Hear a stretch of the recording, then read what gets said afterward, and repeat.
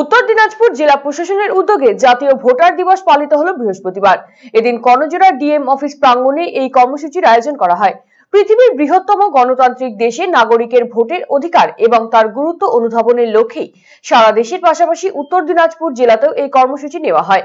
প্রদীপ প্রজ্বলনের মাধ্যমে অনুষ্ঠানের সূচনা করেন জেলাশাসক সুরেন্দ্র কুমার মিনা। এদিনের অনুষ্ঠানে সার্বিক সাফল্যের জন্য নির্বাচনী প্রক্রিয়ার সাথে যুক্ত ইআরও এবং বিএলআরওদের সংবর্ধনা প্রদান করা হয়। নতুন সচিত্র ভোটার কার্ড তুলে দেওয়া হয় নবীন ভোটারদের হাতে। আমরা আমাদের দেশের গণতান্ত্রিক নির্দেশে সমস্ত ভোট গ্রহণ কেন্দ্রে এবং জেলার সম্মানীয় যারা আধিকারিক পদ রয়েছে সকলের উপস্থিতিতে উদ্বোধন হচ্ছে জাতীয় ভোটার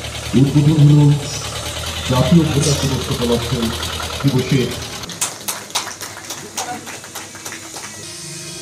জয়ী হওয়ার সম্মান হিসাবে তাদের আজকে সিইও অফিস ওয়েস্ট বেঙ্গল থেকে যে আমরা একটা ইনফরমেশন পেয়েছি regarding observation of 14th national voters day, ওটাকে নিয়ে আজকে আমাদের একটা কর্মসূচি ছিল, যেখানে ডিএম স্যার একটা ট্যাবলো উদ্ঘাটন করলেন। অ্যান্ড তাছাড়া আমরা এখান থেকে যে বেস্ট ইআরও ছিলেন ওনাদেরকেও একটা অ্যাপ্রিসিয়েশন হিসাবে একটা সার্টিফিকেট দিলাম।